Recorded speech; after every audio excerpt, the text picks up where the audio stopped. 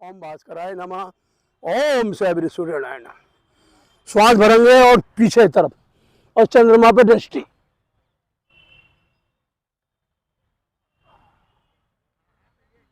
छोड़ दो वापसी।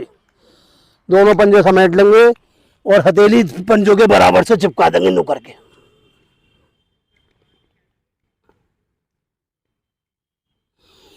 यहीं से उल्टा पैर पीछे, सीधा आगे, श्वास भरते हुए ऊपर।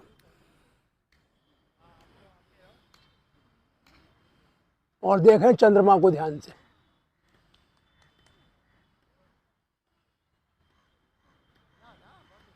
यहीं से हथेली टेक देंगे और ये सीधा पैर पीछे और पीछे वाला आगे, यानी पर्वतासन।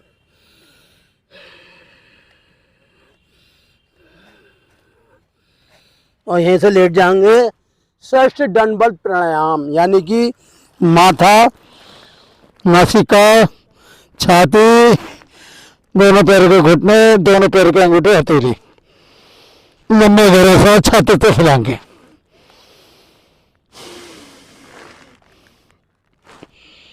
शांत, 2-3 गहरे सांस और लंबा सांस भरते हुए भुजंगासन।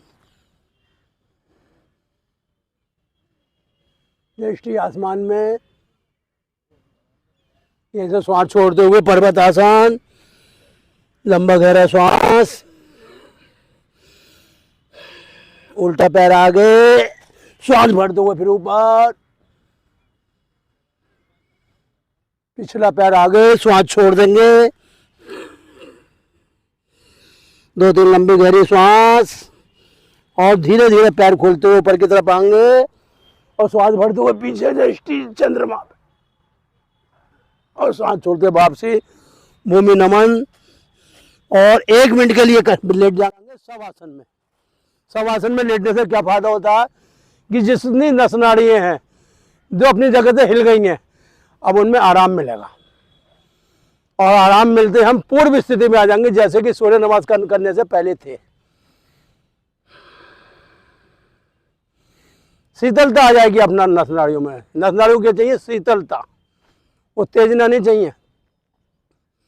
उत्तेजना से तो मन जो विक्षेप हो जाता है, अशांत हो जाता है, लेकिन जब शीतलता आ जाती है तो मन बुद्धि अपने आप शांत हो जाती है। शांत मन में ही ईश्वर का वास है, अशांत मन में ईश्वर रहता ही नहीं। बोले यहाँ तो पहले से झगड़ा चल रहा है, बोले क्या करूँगा मैं। इसलिए मन शांत करने के लिए सूर्य नमस्कार, सूर्य नमस्कार के बाद 1 मिनट का जो है शवासन।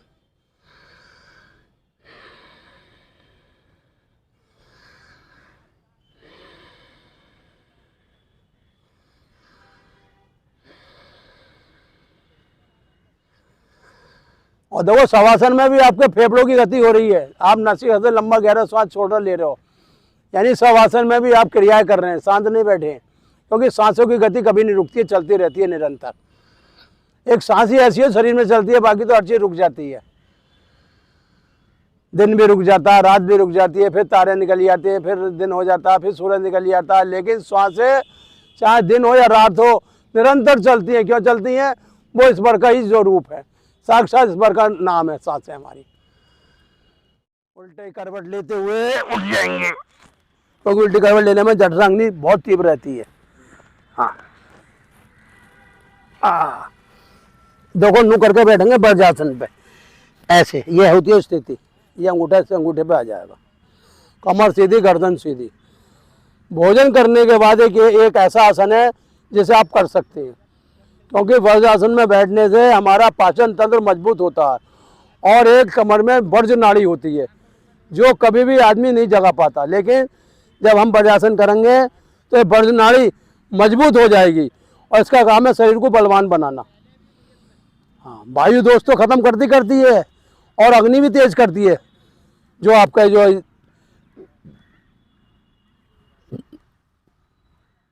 शरीर के जितने भी दोष हैं इस वज्रासन में दूर हो जाती है। बिल्कुल, जिन लोगों को हार्ट की समस्या है वो भोजन नहीं पचने के कारण है। भोजन को सरलता से पचाने का, जो रस बनाने का काम है, वो वज्रासन करता है। इसलिए हम वज्रासन में बैठा थे। वो वज्रासन में क्या आपका पंजा दब रहा है, पंजा दबने से क्या होता है, जो आपकी हार्ट की नाड़ी है वो आपके यहाँ पे पैर में आती है। आपने देखा होगा बाईपास में कि जब डॉक्टर बाईपास फाड़ता हुआ जाता है तो पैरों पे जाता है, क्योंकि इसका स्थान ही पंजे में। इसलिए अगर आपको जीवन में स्वस्थ रहना और मजबूत बनना है और रोग शरीर में नहीं लाने, तो भोजन करके दोपहर को और शाम को आपको वज्रासन का इस्तेमाल, चाहे अपने ऑफिस में जो है छोटा वो बिछा लो और करो। वज्रासन अपने में बहुत बढ़िया आसन है।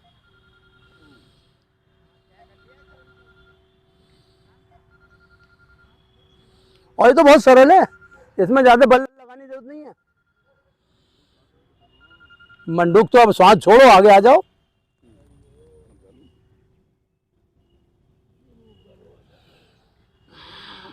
मंडूक आसन लग गया और क्या है।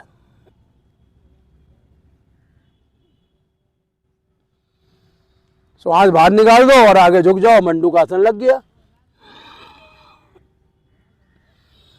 मंडूक आसन में क्या है, पेट की जितनी भी क्रियाएं हैं वो सब बढ़िया हो जाती हैं। क्यों हो जाती हैं कि ये एक्यूप्रेशर विद्या है। यहाँ पे आप मैग्नेट नहीं लगा सकते। जो लोग मैग्नेट के द्वारा रोग सही कर रहे हैं वो पेट पे नहीं लगा, क्योंकि हाँ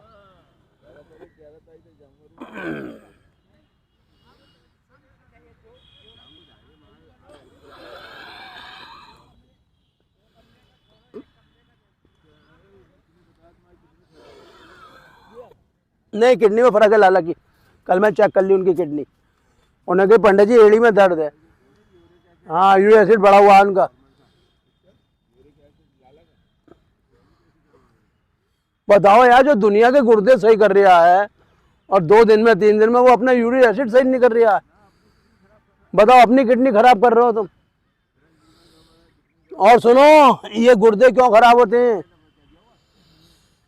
ये गुर्दे इसीलिए खराब होते हैं कि हम पानी नहीं पीते ढंग से, और दूसरी बात यह है कि हमें बीमारी है, हम उसे नजरअंदाज कर रहे हैं। हाँ,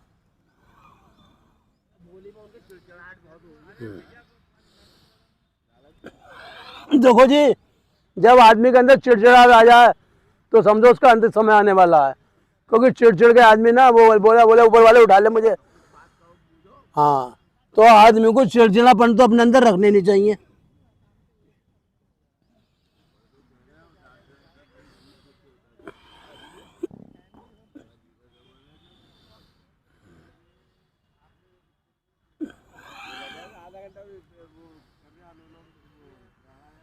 देखो, कपाल भारती उनकी हो ही नहीं रही। कपाल भारती आप देख लोगे ना, हाँ, अब ऐसा आप अपने मन से करोगे तो करते रहो भैया। पहले गुरु की शरण में आओ, गुरु का आशीर्वाद लो, फिर आगे बढ़ो। और जो खुद गुरु बन जाए तो बन जाओ भैया, हमें क्या है। देखो, गुरु बहुत ऊंची चीज है। गुरु कोई छोटा मोटा नहीं है जो आपका जीवन संभाल रहा है। वो कोई, देखो राम जी के गुरु थे, राम जी को उतार दिया। कृष्ण के गुरु थे, कृष्ण को उतार दिया। गुरु के आगे तो कभी बोलना भी नहीं चाहिए। हाँ, गुरु पे कोई असर नहीं पड़ता, आप अपनी जो मान्यता घटा रहे हो। हाँ, नहीं, गुरु के साथ चलने नहीं सीखा उन्होंने, वो अपने को चतुर समझ रहे हैं। और 2 बूंदे गिरी नहीं और उनका झोला तना नहीं। देखो, जो शरण गुरु की आया, ये लोग सुखी पर, देखो गुरु परलोक की भी गारंटी ले रहा है। हाँ, ये लोग सुखी पर लोग सुखी।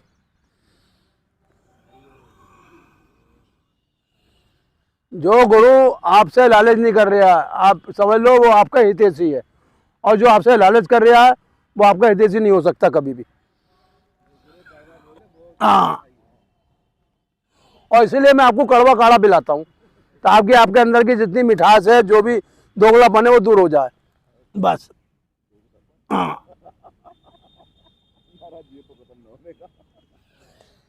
देखो, योग जब तक आप कर रहे हो, जब तक अपने को हर चीज से हटा दो। हाँ, अगर आप अपने को नहीं हटाओगे तो आपको उस चीज का लाभ नहीं मिलना है, समझ लो आप। हाँ, जो शरण गुरु की आया,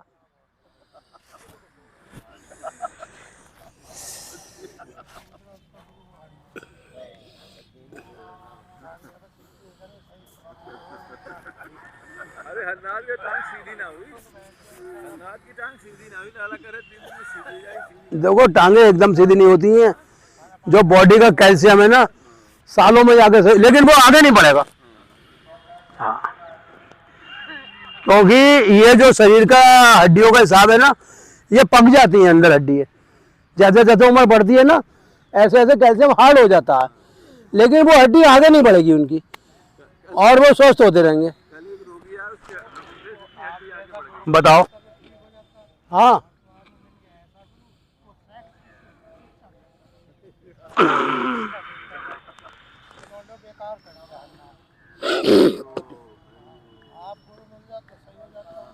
देखो जी हम तो कड़वा बोलते हैं, ज्यादा बात करते नहीं, हम तो जो है उसकी हित की बात करते हैं। मेरे पे कई लोग ऐसे आए और आपकी उम्र के, यार पंडित जी क्या करूं, मैंने ऐसा है गड्ढा खोद पहले बहुत बड़ा, बोले फिर मैंने मट्टी में गिर दूंगा। मैंने भाई देख अगर हमारे धोरे तुझे ज्ञान लेना है और अपनी मुक्ति करनी है तो आ, और नहीं तो तू हमारे धोरे मत आ, सीधी बात है। अरे तू जिंदगी भर तूने करा ही क्या है ये बता मुझे। अरे अपने को नष्टी तो करा है, अब तो आगे अपने के अंदर संभाल ले। और अगर तुझे मन नहीं है, अब भव रहा उसे दिख रहा है कि अग्नि है, बोले यार मैं इसके अंदर प्रवेश करूंगा, वहीं जल के भुन के मर जाता है। ये संसार रूपी अग्नि में कोई नहीं बच सकता, वही बचेगा जो यहाँ आएगा और उस आत्म शक्ति का ध्यान करेगा बस।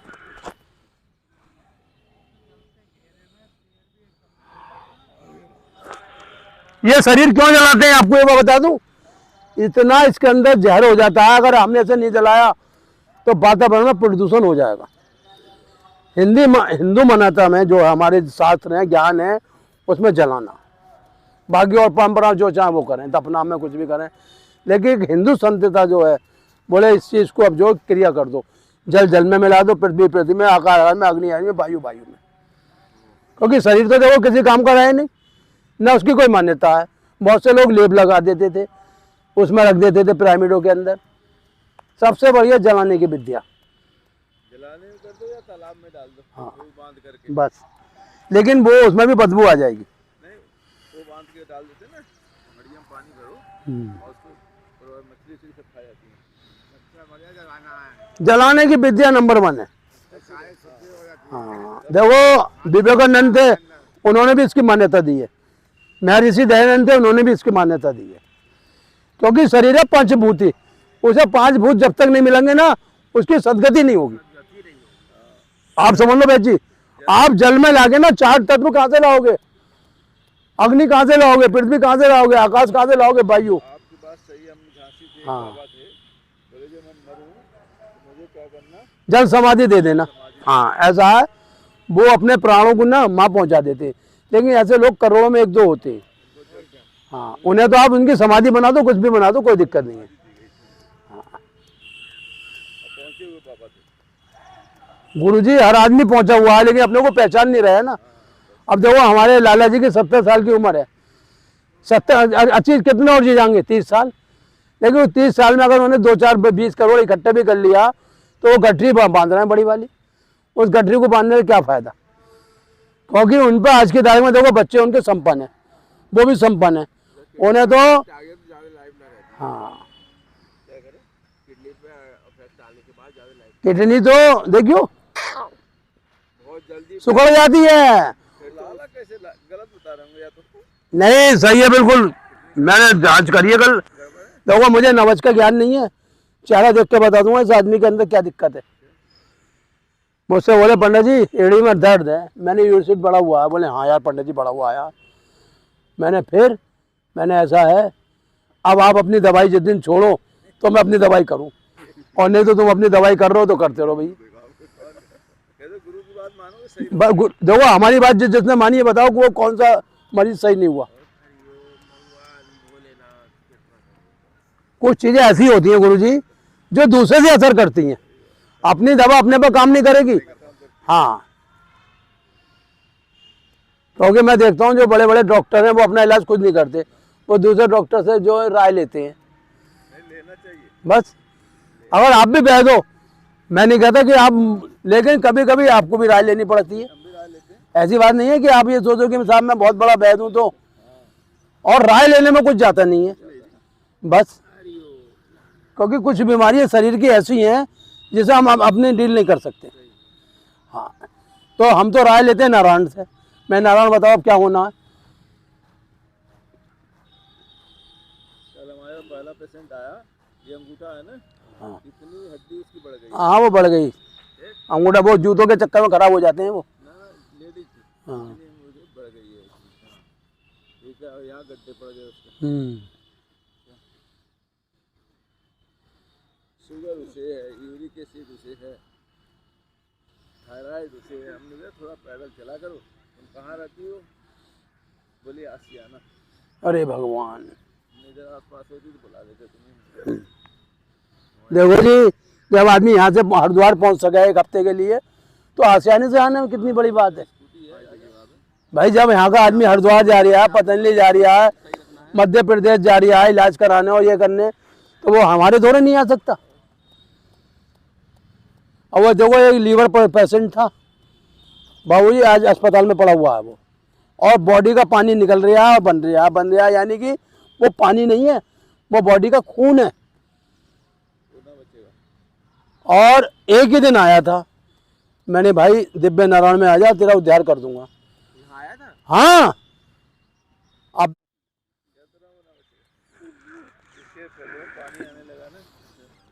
बहुत खतरनाक स्थिति है भाई साहब। अगर आपके लीवर में पानी बनने लगा तो आप समझ लो भाई भगवान नाम पे जिंदगी आप है ही नहीं। लीवर ही तो आपको एक्टिवेट कर रहा है। ये जितना खून का मजा ले रहे हो हाथ पैरों में, या रंग रोगन देख रहे हो, सुंदरता देख रहे हो, ये लीवर के कारण ही है। लीवर डैमेज होते ही ये सब, ये जो पानी बन जाता है नस नाड़ियों में। हाँ, सबसे महत्वपूर्ण अंग लीवर है बॉडी का। हाँ, छोटा सा टुकड़ा होता है चॉकलेट की माफिक, और कितना खून बॉडी को बना के देता है। हाँ,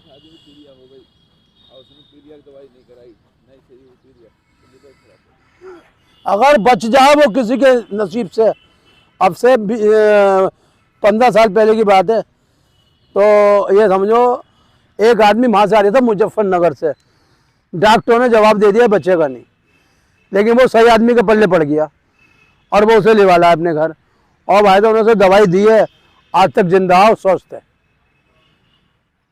और डॉक्टर हाथ खड़ा करते हैं, बोले लीवर का भैया हम पे कोई इलाज नहीं है, बोले ट्रांसप्लांट करा लो। अच्छा, ट्रांसप्लांट में क्या होता है कि किसी दूसरे व्यक्ति से लीवर लेते हैं, इतना टुकड़ा वो उस लीवर में जोड़ देते हैं। जिंदगी भर वो भी दवाई खाता है और वो भी दवाई खाता है, लेने वाला देने वाला दोनों ही दुखी हैं। इसलिए आपको अपने जीवन में अपने लीवर को एक्टिवेट करना। और लीवर कब खराब होता है? जब हम उल्टे सीधे कर्म करते हैं।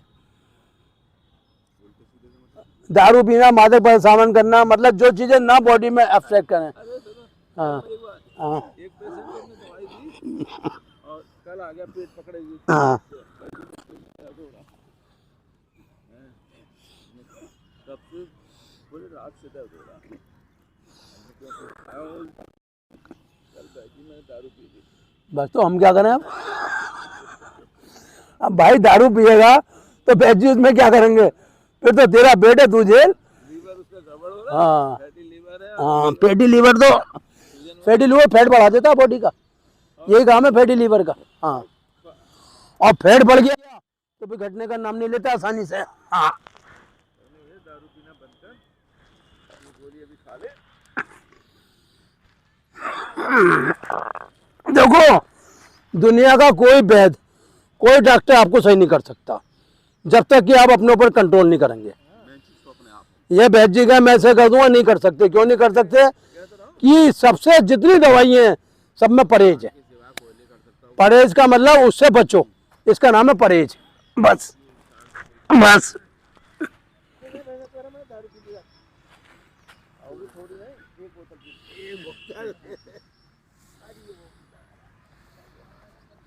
ये जो आपके अंदर अंग है ना, इतने नाजुक हैं, अगर नखून लग जावे तो वहीं से डैमेज हो जाएंगे। भगवान ने इसलिए इन्हें अंदर छुपा के रखा है। आंखों के लिए भी पर्दे दिए हैं इनने, मुंह के लिए भी होठ दिए हैं, कानों के अंदर भी पर्दे दिए हैं। कहाँ आपको उनने सुरक्षा नहीं दी है? अब आप सुरक्षित हो रहे तो होते रहो भैया, मजा लेते रहो संसार का, खूब दो बोतलें पियो, खूब दारू पियो। कुछ लोग ऐसे हैं, देखो मैं उनका नाम नहीं लूँगा, लेकिन मैं अपने में एक बहुत बड़ा भी सांप है। जितने भी धार्मिक काम होते हैं, देखो मेरी बात सुन लो, चाहे कोई भंडारा हो, चाहे पूजा पाठ हो, वो शुद्धिकरण से होते हैं। वो लोग क्या एक तरफ तो वो अच्छे काम कर रहे हैं और दूसरी तरफ वो दारू और पारू और ये और तो समझो वो कभी भी उस चीज़ को पा नहीं पाएंगे जीवन में। हाँ, नरक में जाने का। और जो उनके हाथ से ले लिया अब वो भी, क्योंकि भगवान ने स्वयं कह दिया जहाँ सतो गुण होगा वहाँ मेरा वास होगा।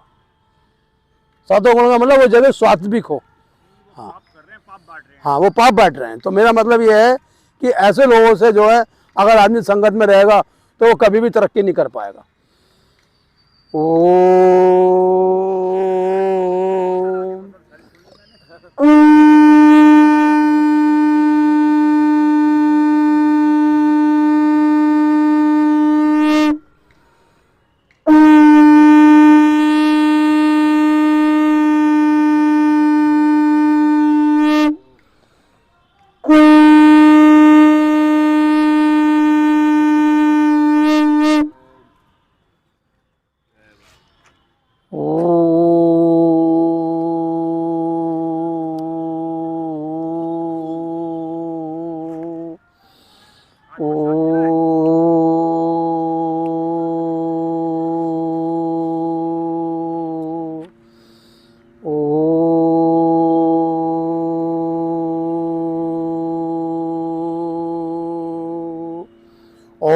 त्र्यंबकम यजामहे सुगंधिम पुष्टिवर्धनम उर्वारुकमिव बंधनान्विति और मोक्षये मामृतात्। ओम त्र्यंबकम यजामहे सुगंधिम पुष्टिवर्धनम उर्वारुकमिव बंधनान्विति और मोक्षये मामृतात्। ओम त्र्यंबकम यजामहे सुगंधिम पुष्टिवर्धनम उर्वारुकमिव बंधनान्विति और मोक्षये मामृतात्। हम भगवान शिव की पूजा करते हैं जिनके 3 नेत्र हैं, जो पितिया श्वास में शक्ति का संचार करते हैं, जिनकी शक्ति से जगत का लालन पालन विधि पूर्वक हो रहा। हमारी उनसे हाथ जोड़ के प्रार्थना है कि वे हमें इस जन्म बड़न के मन मुक्त करें और मोक्ष की प्राप्ति कराएं। जिस प्रकार ककड़ी बेल में पक जाने के बाद बेल रूपी बंधन से मुक्त हो जाती है, हम भी उसी प्रकार इस संसार रूपी बंधन से मुक्त हो जाएं और आपके चरणों की अमृत धारा का पान करते हुए अपने प्रभाव में लीन हो जाएं। ये भगवान शिव का अमृत मंत्र है। इसका जप करने से अकाल मृत्यु का नाश होता है, शरीर में रोगों से रक्षा होती है और भयंकर जानवर जैसे सांप बिच्छू वगैरह भी उसका कुछ नहीं बिगाड़ते। थोड़ा भस्त्रिका का कर लेंगे।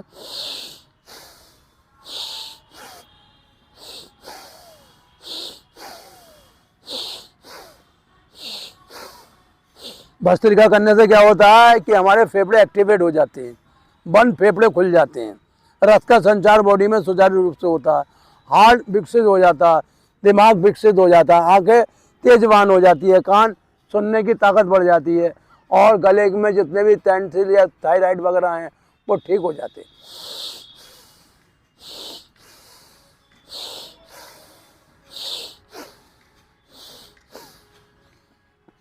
श्वास बाहर, पेट अंदर, कपाल भारती।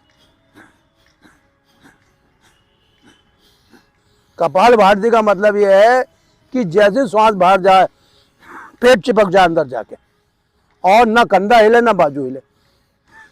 और कपाल भारती का मतलब यह है कि जो हमारा मुखमंडल है इसके कपाल के अंदर, कपाल क्रिया का नाम सुना है नहीं? ये कपाल, ये जो है कपाल है आपका, इसके अंदर 3 हड्डी हैं, एक दाईं एक बाईं और बीच की हड्डी।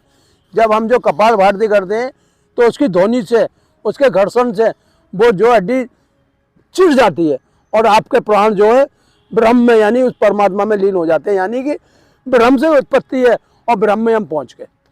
क्योंकि ब्रह्म के बाद किसके दर्शन होते हैं? विष्णु के, और विष्णु के बाद शिव के। और शिव का काम तो भैया मरण वो करना है, संहार। अब संहार के बाद जैसी आपकी गति है वैसी आपको योनि मिलेगी। तो ये 3 हड्डियों का नाम है कपाल भारती।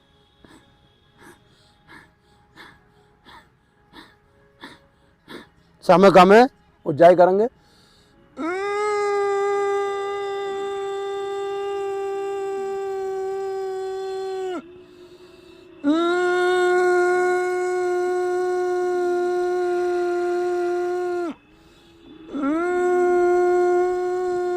उज्जाई प्राणायाम से क्या होता है, क्यों कराता हूँ मैं आपको उज्जाई, कि पूरे साल सर्दी गर्मी खांसी ये आपको प्रभावित नहीं करेगी, और जैसे कि बुखार आता है मौसम बदलने पे वो भी नहीं आएगा, इसलिए मैं उज्जाई कराता हूँ।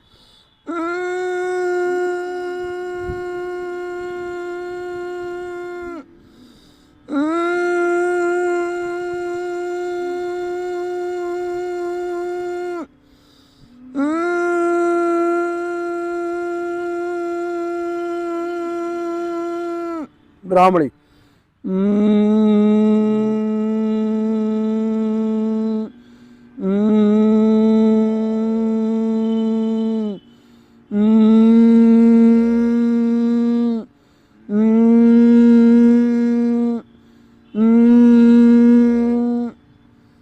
नारायण 1 नारायण 2 नारायण 3 नारायण 4 नारायण 5 नारायण 6 नारायण 7 नारायण 8 नारायण 9 नारायण 10 नारायण 11 नारायण 12 नारायण 13 नारायण 14 नारायण 15 नारायण 16 नारायण 17 18 नारायण 19 नारायण 20 नारायण 21 नारायण 22 नारायण 23 नारायण 24 नारायण 25 नारायण 26 नारायण 27 नारायण 28 नारायण 29 नारायण 30 नारायण 31 नारायण 32 नारायण 33 नारायण 34 नारायण 35 नारायण 36 नारायण 37 नारायण 38 नारायण 40 नारायण 41 नारायण 42 नारायण 43 नारायण 44 नारायण 45 नारायण 46 नारायण 50 नारायण 51 नारायण 52 नारायण 53 नारायण 54 नारायण 55 नारायण 56 नारायण 57 नारायण 58 नारायण 60 नारायण 61 नारायण 62 नारायण 63 नारायण 64 नारायण 65 नारायण 66 नारायण 67 नारायण 70 नारायण 71 नारायण 72 नारायण 73 नारायण 74 नारायण 75 नारायण 76 नारायण 77 नारायण 78 नारायण 80 नारायण 81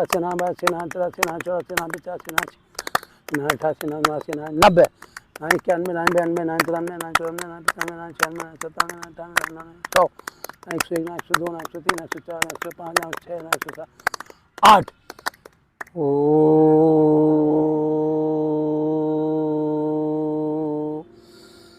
ओ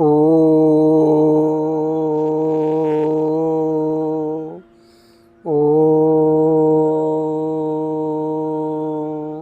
शांति पाठ।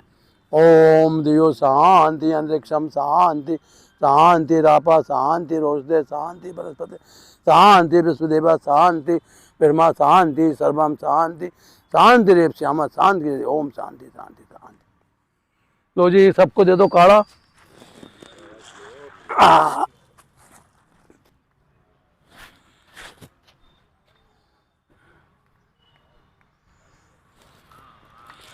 दिव्य नारायण में सभी के स्वागत है, सभी का दिन शुभ जाए, ऐसी कामनाओं के साथ हम योग समाप्त कर रहे हैं। जय श्री राम।